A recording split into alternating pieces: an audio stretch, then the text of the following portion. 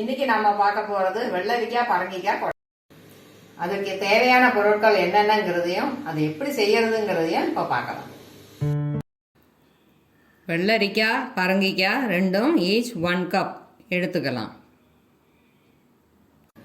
உப்பு, மஞ்சத்தூள், வேக வச்ச தோரம் பருப்பு 1/2 கப்பு, 1 ஸ்பூன் உளுத்தம் பருப்பு, 1 மிளகாய் வத்தல், 1 ஸ்பூன் தேங்காய் துருவல், 1/2 ஸ்பூன் ஜீரகம், 1/2 ஸ்பூன் மிளகு, தாளிக்க சமையல் எண்ணெய், கடுகு 1/2 ஸ்பூன்,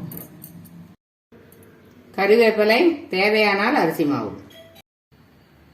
இப்போ பரங்கிக்காயும் வெள்ளரிக்காயும் உப்பு மஞ்சத்தூள் போட்டு வேக வைக்கலாம். டிஷ்ஷுக்கு தேவையான உப்பு சேர்த்துடுங்க. அதிகம் தேவைன்னா அதிகம் போட்டுக்கோங்க. 1 ஸ்பூன் மஞ்சத்தூள் போட்டிருக்கேன். தண்ணி ஊற்றிடலாம்.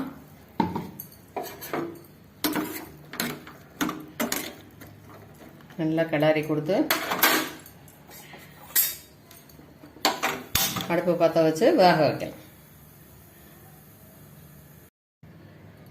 சின்ன வானாயை அடுப்பில் வச்சு இப்போ வறுக்க வேண்டியதெல்லாம் வறுத்துடுவோம். அடுப்பு பற்ற வச்சுக்கிட்டேன். இந்த உளுத்தம்பருப்பு, மிளகாய் வத்தல், மிளகு,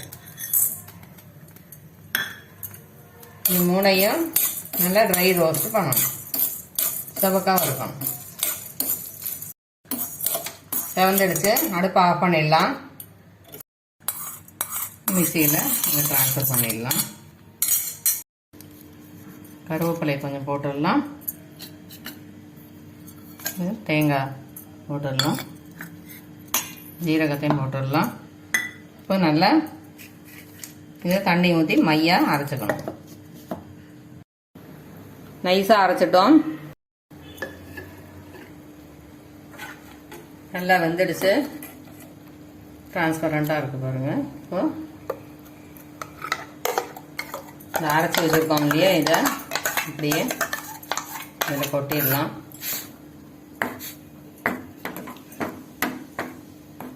கொட்டின உடனே இப்படி கலரி கொடுத்துடலாம். மசிச்சு வச்சுருக்கோம் இல்லையா, அந்த பருப்பை இதில் போட்டுடலாம்.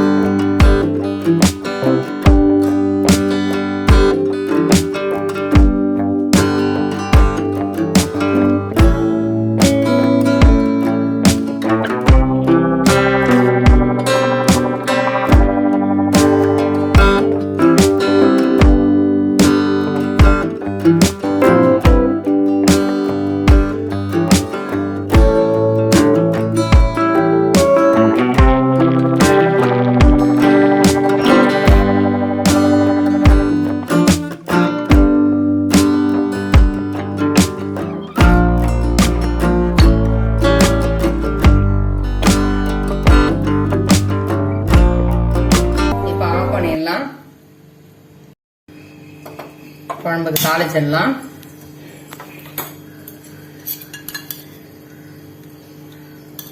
சமையல் எண்ணெய் ஒரு 1/2 ஸ்பூன் ஊற்றிருக்கேன். கடுகு 1/2 ஸ்பூன். கடுகு வெடிக்கட்டும். கடுகு வெடிச்சிருச்சு. அடுப்பை ஆஃப் பண்ணிடலாம். கருவேப்பிலையை போட்டுடலாம்.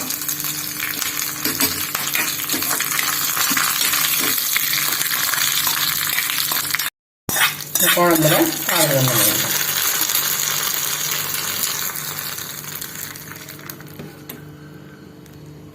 குழம்பு ரெடி ஆயிடுச்சு.